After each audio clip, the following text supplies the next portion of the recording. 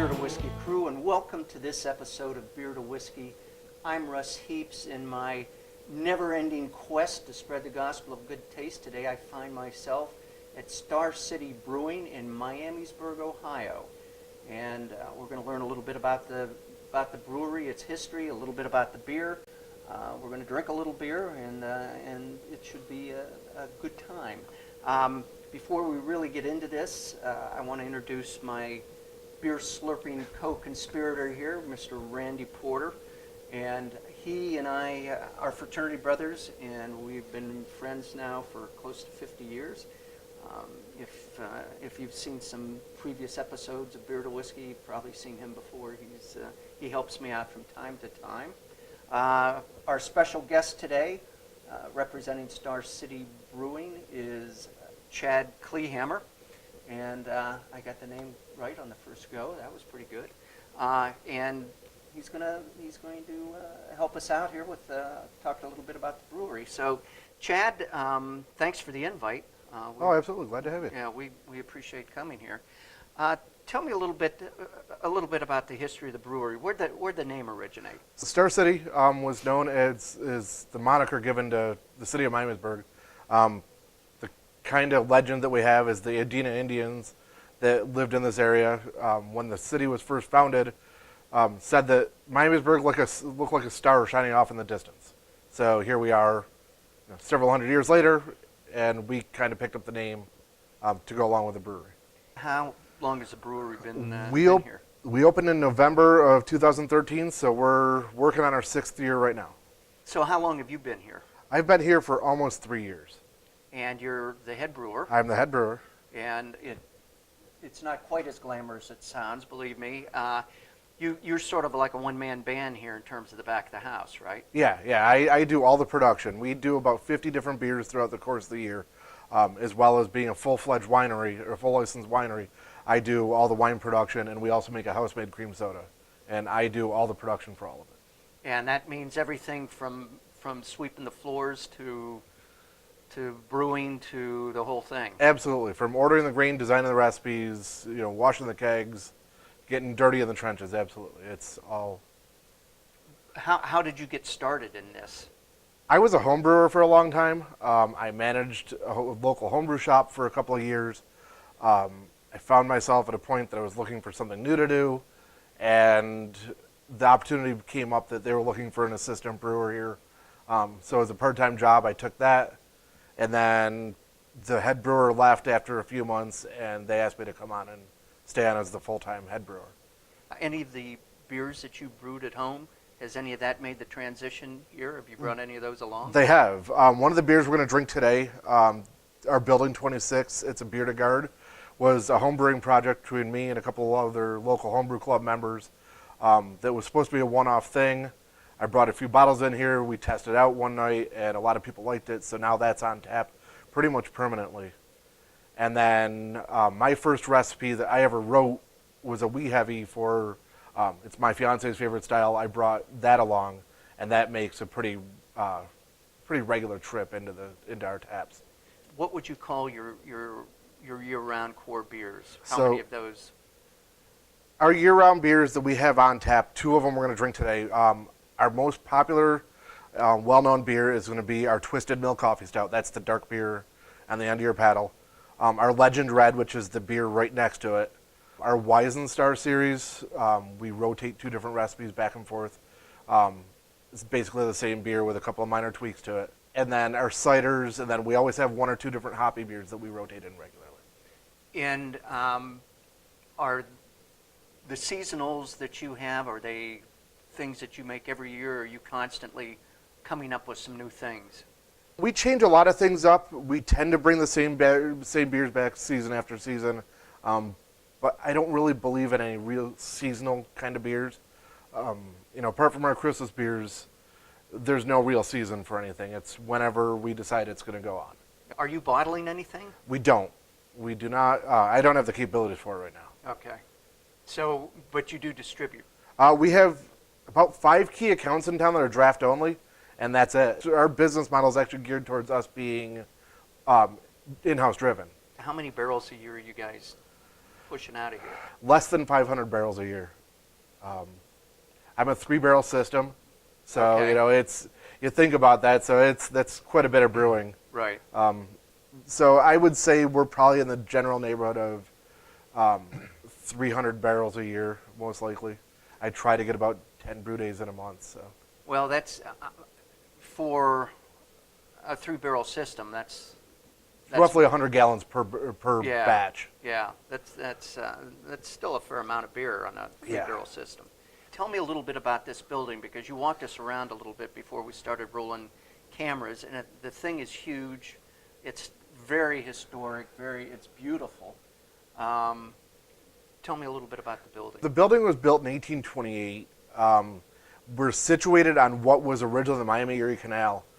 So the floors in the tap room in particular were part of Lock 26 in the Miami-Erie Canal. The building was, from our understanding, meant to be a warehouse. Our front parking lot was a grist mill. Our back lot was a foundry. And this was meant to be a storage building, originally for the two of them. Over the years, it became a restaurant. It was a hotel for a short amount of time. It's had numerous fires. It's been rebuilt a couple of times, but in its current form, it's been like this since about 2003. You guys have a huge, private functions room in Right. the back. How big a crowd can that accommodate? We can hold about 250 in the back room if it's standing room only. We've had several bigger bluegrass performers in here over the years. So that'll hold that. We have a side room that will hold about 50 for small family functions. The tap room seats about 50 as well. The building's about 15,000 square feet in general, so there's a lot of space to be had here. You don't have a kitchen, We do not have a kitchen. so food trucks? We do food trucks pretty regularly. We're a very, very Miamisburg-centric business. We like to do things with a lot of other businesses, so we have a lot of reciprocal business agreements. So any restaurant in Miamisburg will deliver here, even up to the bigger, the Domino's and stuff like that. But there's a couple of local pizza joints that will deliver here. We've got a couple of sports bars in town that'll all deliver here as well. And people are always welcome to bring their own food. Porch, do you have anything you look like you have, looks like you're dying to ask something. Well, it's obvious from sitting here that this had to survive the fire. Correct? Yes. Yep. Because these timbers are probably from the original building. Yeah. When this was the Peerless Mill restaurant, which it was known for around the world for many, many years, I think they opened in the early 1920s, I believe. This was the original bar of the Peerless Mill restaurant. Okay. Over Russ's head, you can kind of see we have a scrolling monitor with a lot of old historic pictures. And one of the pictures that we really like to have back here actually shows the last owner behind the bar. And you can see just how small this area was before we renovated it in 2003. Or 2013.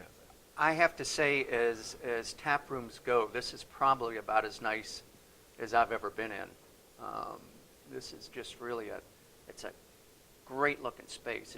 It knocked me out the moment we walked in the door here. Yeah, we refer to ourselves as the Cheers of Miamisburg. It has that very down-home, earthy, British pub kind of feeling to it. Yeah, it does. It really does. It feels historic in here. And there are, I think I counted 3 fireplaces or 4 fireplaces scattered around. Yeah, there's, yes, there are actually 5 in the building. But yeah.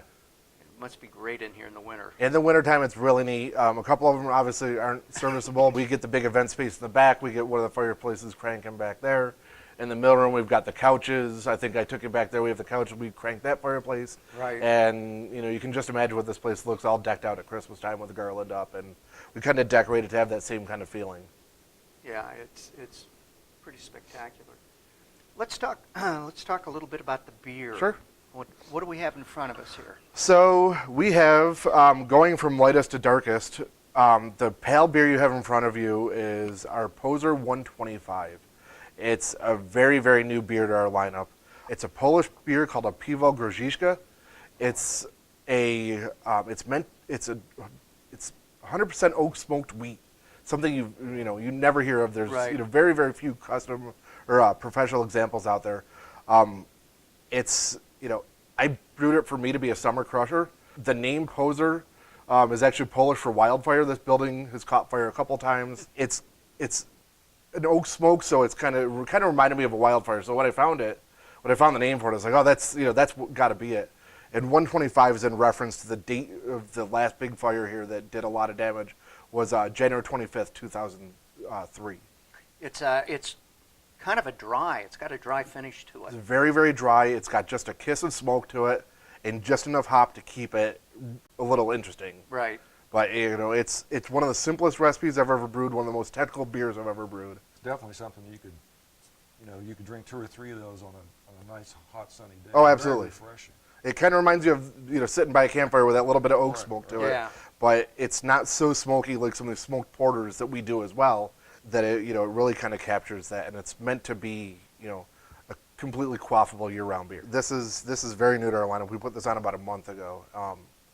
Really excited to have you guys try it. Yeah, I like it. What's the ABV? 4.5. Oh wow. Yeah, so it really is it's a really nice session beer. Yep.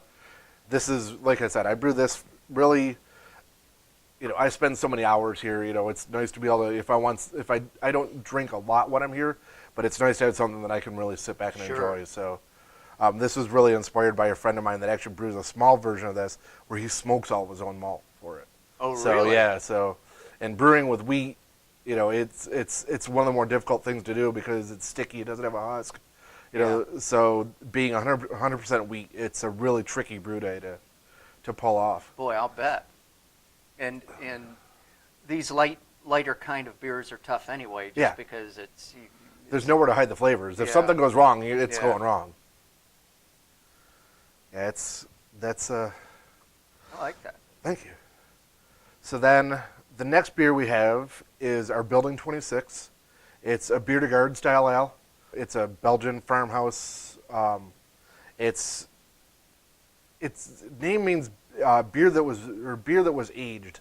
It kind of has a lager characteristic going on with it. On the amber side, it's got a nice malty bite, but it's got a pretty decent noble hop character to it as well.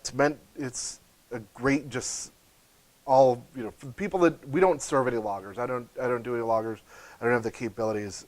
But for the people that are looking for that, Yingling kind of thing, this may call out their name. This is an easy one for people that are used to drinking all your macro brews. This is something easy to sell on. And it's full of flavor too, and they don't realize they're drinking craft beer. It's got a nice malty bite to it, but once again, a bone dry finish. It tastes like it's lagered. Yeah, it does. For those people that aren't familiar with lagering, could you maybe just explain that briefly? Sure. There's 2 kinds of beer yeast. There's lager yeast and ale yeast. Ale yeast ferments at warmer temperatures, ferments from the top. It tends to give you more rounded flavor beer. You usually don't get a lot of crisp, dry finishes with it. Lager strains are bottom fermenting, and they need to get a significant amount of time in cold storage to get crisp and clean. Think your Pilsners and Bocks and stuff like that. It takes a lot more storage space and a lot more equipment to be able to pull off a lager. And a lot more time. Yeah, right? and it's hard for us to do on the scale that we're at. Even though we've got this gigantic building, most of our space is dedicated to public, so there's not a ton of production space and place to age these beers. And if you look around through the Beer to Whiskey archives, you will find Big John does one of his beer 101s on ales and lagers and the differences and how all that works. So I would recommend that to you as well. All right, what else? So then after that, looks just like the beer to guard, is our Legend Red. This was one of the beers we opened the brewery with. It's just your good old traditional Irish red, all around easy drinking, medium bodied, never a bad time to have this beer. This beer was named for, we love to tell the story of it. One of our local residents used to like to partake in the spirits, and when Is this a story about you? No, but I know who he's talking about. So, I'm almost positive, and I will chime in with some anecdotal. I believe you do know information. how he is because he made his rounds this area. So he came in, and when we first opened our doors, before I was actually employed here, but he would come in and drink this beer every day. And he goes, we have a point system and a members program. He goes, if I drink enough of these beers, you got to name the beer after me. So we go, we don't even know who you are. He goes, what do you mean? He goes, I'm the legend. And lo and behold, we did it. We named the beer Legend. And his first name is John. You are 100% correct. All right. And he's a classmate of mine. We graduated from high school together. Oh, really? And I have a great story. That's hysterical. Yeah. I have a great story about that because when I moved to Centerville, in my little local watering hole called, I guess I can say it on the air, McDigger's Pub, and John, that was one of his hangouts. So the first time, or one of the first times I was ever there after I'd moved here back in 2003, I'm in McDigger's, it's on a Saturday night, and I see him walk in to the bar. And I recognize him instantly. He hadn't changed much. And of course he doesn't know who all's there, and he's sitting directly across the bar from me. So I took out a bar napkin. I wrote on there, Brookville High School, class of '69, do you remember? I handed it to the barmaid, and I said, give it to that guy over there. She handed it to him. He's talking and drinking. He finally opens it up, and he looks at it. And you could just see the shock on his face, like, where did this come from? Yeah. And he looked across the bar, and I smiled, and so that's how, and so I've been hanging out. Well, now he lives here in Miamisburg now, Yep. so, but yeah, and I'd heard when I first came down here that they had named a beer after him. We certainly did. It has been on tap since the day we opened, and it will always be on tap. It's one of our local favorites. That's funny. Yeah, great story, and the rumors are true. He may deny them from time to time, but there were some other few choice words I heard in the original story. But he along the lines of, "I came and don't you know who I am? I'm a damn legend." And guess you are forever the legend. Well, every place has to have one or two of those guys. Absolutely, and we try to keep all of our beer names with a Miamisburg or Dayton tie. Every single one of our beer names. And if they don't, we're in the process of changing them to give them those ties. Right. Some days you just can't think of a name, so it just becomes whatever the style is. Yeah. And then the last beer that we have in front of us is our customer favorite. It's our Twisted Mill Coffee Stout. It's an oatmeal stout that we use Twisted River, their local Miamisburg coffee roaster. Oh, that's really good. They do a custom light roast caramel coffee for us, and that goes in 5 gallons of cold pressed coffee. Goes into every batch of the Twisted Mill Coffee Stout. Wow. So cheers, Dan. That is good. That's a nice. You can almost drink that for breakfast in the morning. Yeah, You get a little caffeine kick. there is a good amount of caffeine in that beer. Nothing like a wide awake drunk. Have all the all the Jaeger bombs you want. But nothing's gonna do it like a good coffee stout.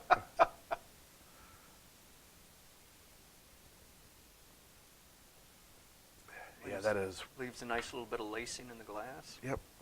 It's a really neat beer. More coffee forward than a lot of the other coffee stouts. So that little caramel kick in the background kind of gives a little bit of vanilla. Yeah. A little bit of coffee finish to it. What's the ABV of this?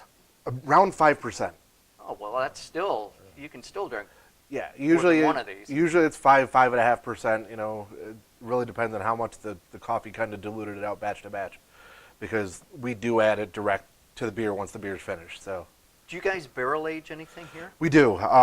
We have a barrel aging program. We've got 4 fresh empty Woodford barrels that we've been cycling through. The second series of those is going through now, so they're in an extended slumber. Our 5-year anniversary was this past November, so we did 4 barrel aged beers for that. We did the same coffee stout, but we did it with a hazelnut coffee instead.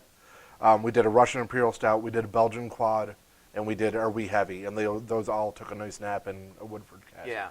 We still rotate them through because we had 55 gallons of them.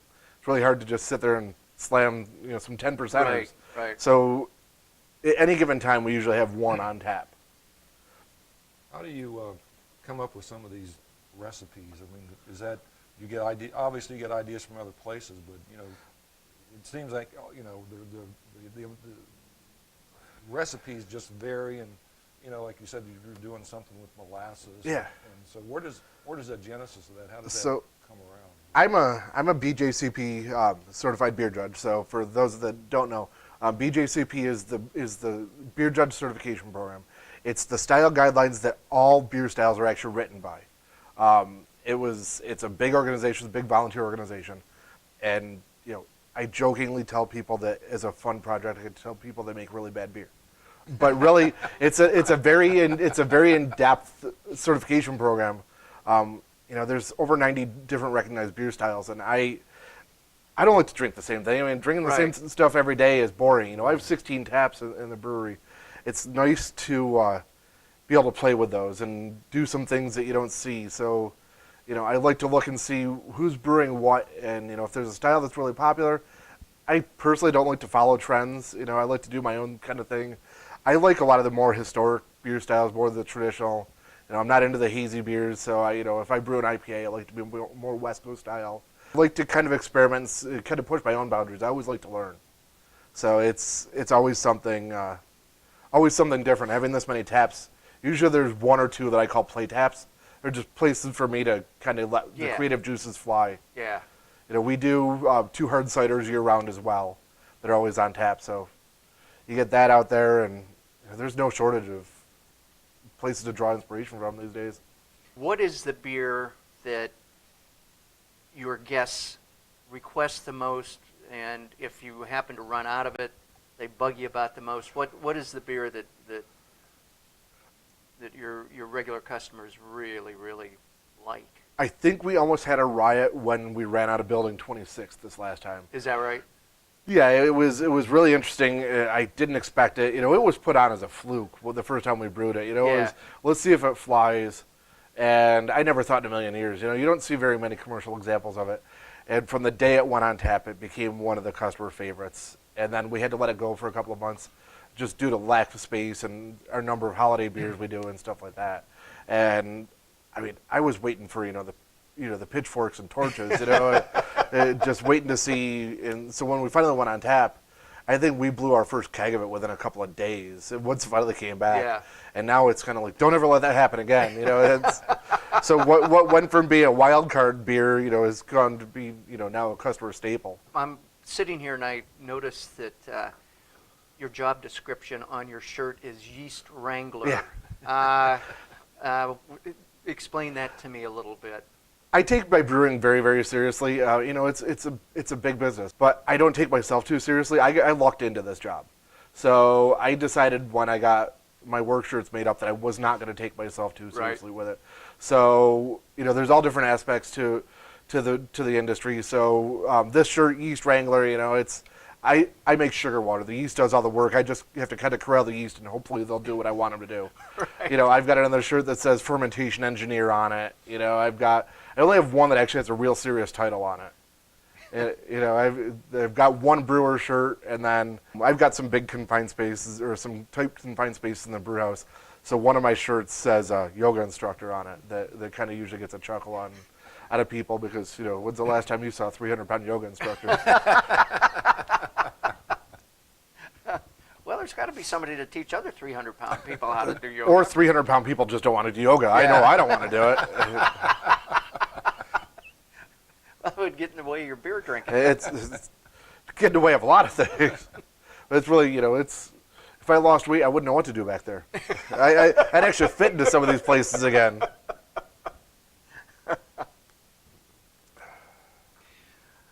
Anything else on your mind, Ports? Well, you mentioned in the back room you've had some like bluegrass type bands come in. Absolutely. What other types of like musicians have you had here? So we do an open mic here every Thursday. Oh, okay. We do it right here in the tap room, right up on the stage where all the equipment's set up. That we don't have any style that we really cater to. It just so happens that our music director is really big into bluegrass, and he runs a local bluegrass festival. So that tends to be what we get a lot of. We've had some country acts. Dayton's got a really nice music scene, and we're in really nice with a bunch of the bands. We get them in here regularly. A lot of rock, folk, that kind of stuff. Do you know the difference between a fiddle and a violin? And I think they're the same thing. Yeah, it depends on who's playing it. Exactly. If it's in the bluegrass, it's a fiddle. If it's in an orchestra, it's a violin. Yep. So I just wanted to see if you were paying attention, Ports. Well, I think that pretty well covers it, Chad. We again appreciate the invite. You guys kind of rolled out the red carpet for us here a little bit, and that was great. And Ports, as always, it was fun doing something with you. Glad to be along. Yeah, well, we got a little into it last night. The bourbon stash that I brought here from Louisville kind of got tapped into a little bit. Hope you at least tap something rare for him, for that. Well, it's this doesn't have anything to do with Star City Brewery, of course, but I stumbled across a bourbon I'd never had before out to dinner on Saturday night in Louisville. It's called Wathans, and or Wathan maybe. I don't think there's an S on it. Wathan. Right, I believe you're right. And just fell in love with it. Oh, absolutely. And so I didn't really have time to buy a bottle there, but we stumbled across it somewhere in Bellbrook. here yesterday when we were actually looking for beers, and so I bought a bottle of that, and we kind of got into that a little bit last night. But anyway, I digress. One thing I would just, anybody out in the YouTube world, if you see this video, you definitely need to come to Star City Brewery in historic downtown Miamisburg. This is a historic building. It's a historic town. There's lots of things to see when you get here. So this is a great venue. It's a tremendous building. You've got timbers in here that are almost 200 years old. So it's not something you're going to see every day. So Yeah, I'd love to have you here. If you mentioned that you saw me on the video, first round's on me. And if you don't see him, be sure and ask for the yoga instructor. That's right. That's right. They know who you're asking for. So with that, cheers. text Miss Lily, Cheers. and we'll see you.